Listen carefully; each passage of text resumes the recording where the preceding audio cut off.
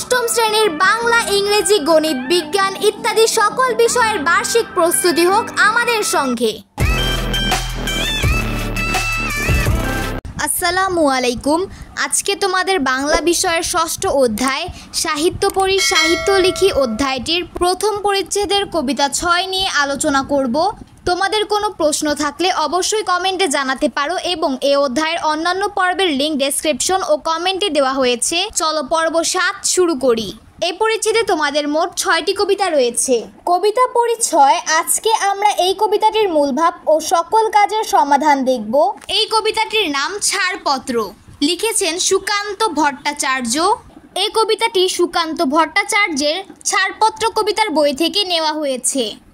তোমরা এই কবিতাটি একবার পড়ে নিতে পারো যাতে কাজগুলো বুঝতে সুবিধা হয়। তারপরও যারা কবিতাটি পড়ার পর ভালোভাবে বুঝতে পারোনি তাদের জন্য আমি কবিতার মূল বিষয়টি বুঝিয়ে দিচ্ছি। ছাড়পত্র কবিতায় পৃথিবীকে নতুন প্রজন্মের জন্য বাসযোগ্য করে তোলার কথা বলা হয়েছে।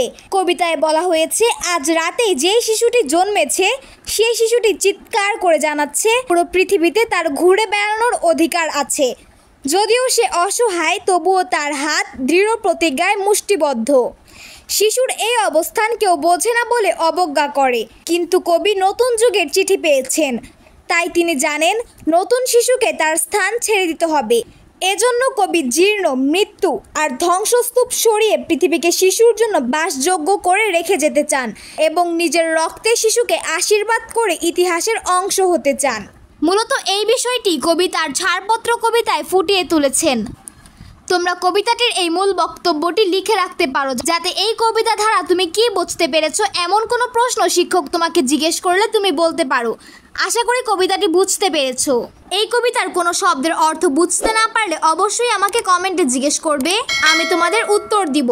এছাড়াও তোমাদের পাঠ্য বইয়ে ১৩৫ পৃষ্ঠায় কিছু শব্দের অর্থ দেওয়া হয়েছে, এগুলো পড়ে তারপরে কবিতাটি পড়তে পারো যাতে কবিতার প্রতিটি লাইন তোমরা বুঝতে পারো।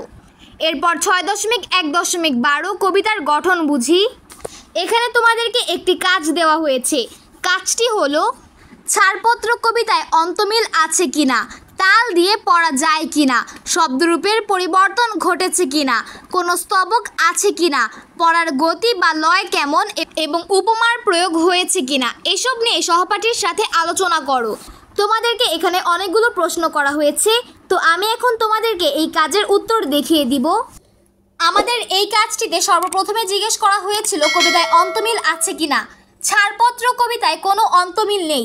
এই অনুচ্ছেদে যে ৬টি কবিতা ছিল তার মধ্যে এটিই কিন্তু প্রথম কবিতা যে কবিতায় অন্তমিল নেই। তো অন্তমিল ছাড়া কোনো একটি কবিতার উদাহরণ কিন্তু আমরা এই ছাড়পত্র কবিতায় পেয়ে গেলাম। পরবর্তী প্রশ্ন ছিল তাল দিয়ে পড়া যায় কিনা। কবিতাটি তাল দিয়ে পড়া যায়, তবে প্রতিটি চরণের তাল নির্দিষ্ট ব্যবধানের নয়। যেমন আমি এখানে উদাহরণ দিয়েছি, তোমরা দেখে নিতে পারো। কিছু লাইন এখানেও রয়েছে। আমি এখানে উদাহরণস্বরূপ মোট 11টি লাইন ব্যবহার করেছি। পরবর্তী প্রশ্ন ছিল শব্দরূপের পরিবর্তন ঘটে কিনা। কবিতাটিতে কিছু শব্দরূপের পরিবর্তন ঘটেছে, যেমন রাতে, রাত্রে। আমি এখানে একটি উদাহরণ দিয়েছি। পরবর্তী প্রশ্ন ছিল কবিতায় স্তবক রয়েছে কিনা। কবিতাটিতে 3টি স্তবক রয়েছে। পরবর্তী প্রশ্ন ছিল কবিতাটির লয় কেমন। কবিতাটির পড়ার গতি বা লয় ধীর। এবং সর্বশেষ প্রশ্ন ছিল কবিতায় উপমার ব্যবহার ঘটেছে কিনা। কবিতাটিতে উপমা ব্যবহার করা হয়েছে, যেমন অস্পষ্ট কুয়াশা ভরা চোখ। এখানে চোখের অস্পষ্ট সৃষ্টিকে কুয়াশার সঙ্গে তুলনা করা হয়েছে। তো এই ছিল আমাদের এই কাজের সকল উত্তরগুলো। ৬.১.১২ যেসব বিষয় নিয়ে আলোচনা করতে বলা হয়েছিল সেসব উত্তরগুলো তোমাদেরকে দেখিয়ে দিলাম এবং এখানে যে বৈশিষ্ট্যগুলো রয়েছে যেমন অন্তমিল, উপমা, তাল, শব্দরূপের পরিবর্তন, স্তবক, এগুলো আমি পর্ব ১-এ বুঝিয়ে দিয়েছি। যারা এখনও জানো না তারা আমার পর্ব ১ দেখতে পারো এবং এটির লিঙ্ক কিন্তু আমি ডেসক্রিপশন ও কমেন্টে দিয়ে দিয়েছি। এর মাধ্যমে আমরা ৬.১.১২ এই কাজটি শেষ করে ফেললাম। এখন আমরা দেখব পরবর্তী কাজ। ৬.১.১৩ জীবনের সাথে কবিতার সম্পর্ক খুঁজি। ছাড়পত্র কবিতার আলোকে নিচে কয়েকটি প্রশ্ন দেওয়া হলো। প্রশ্নগুলোর উত্তর প্রস্তুত করো এবং পরে সহপাঠীর সাথে আলোচনা করে প্রয়োজনে নিজের উত্তর সংশোধন করো। তোমাদেরকে প্রশ্নগুলো মূলত ১৩৫ ও ৩৬ পৃষ্ঠায় দেওয়া হয়েছে এবং একে একে আমি তোমাদেরকে এই সবগুলোরই উত্তর দেখাবো। এই প্রশ্নগুলো মূলত ছাড়পত্র কবিতা থেকেই দেওয়া হয়েছে। কবিতা থেকে আমাদের প্রথম প্রশ্নটি ছিল ১ ছাড়পত্র কবিতায় কবি এই পৃথিবীকে নবজাতকের জন্য বাসযোগ্য মনে করেননি কেন? এই প্রশ্নের উত্তর আমি লিখেছি এভাবে।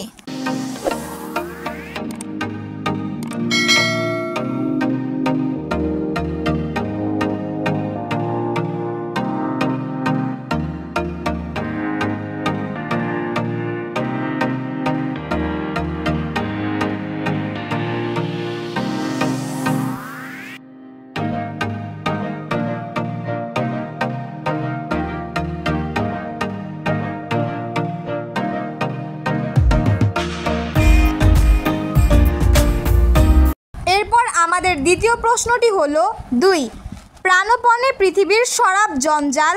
এই বাক্য দিয়ে কবি পুরানো ব্যবস্থার পরিবর্তন ঘটাতে চেয়েছেন। সব ধরনের পুরাতন ব্যবস্থা, চিন্তা ও বিশ্বাস কি পরিবর্তন করা প্রয়োজন মনে করো? তোমার মত সংক্ষেপে তুলে ধরো। চলো আমরা এই প্রশ্নের উত্তরটি দেখে ফেলি।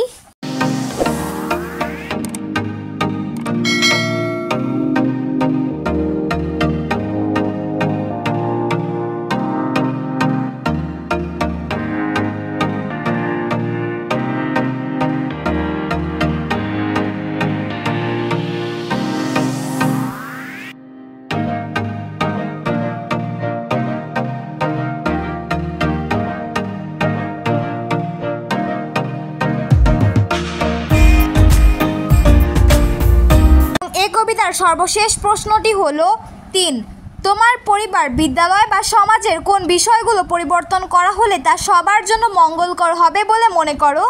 তো এই উত্তরে আমি লিখেছি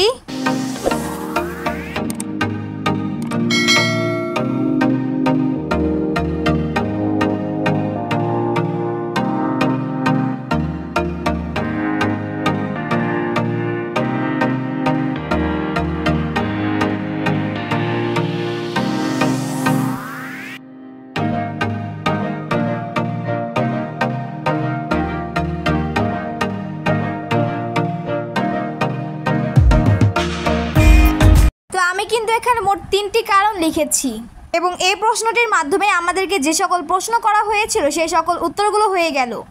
এবং সর্বশেষে 137 পৃষ্ঠায় রয়েছে এই কবিতার বৈশিষ্ট্য।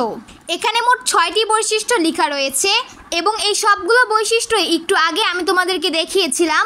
আমরা 6.1.12 এই যে কাজগুলো করেছিলাম এগুলোর উত্তরই এখানে লেখা রয়েছে। তো এখানেই আমাদের ছাড়পত্র কবিতার সকল কাজগুলো করা শেষ হয়ে গেল। আশা করি তোমরা এই কবিতার সকল কাজগুলো বুঝতে পেরেছো। ভিডিওটি ভালো লাগলে অবশ্যই একটি লাইক, সাবস্ক্রাইব এবং কমেন্ট করে দিতে পারো। ধন্যবাদ।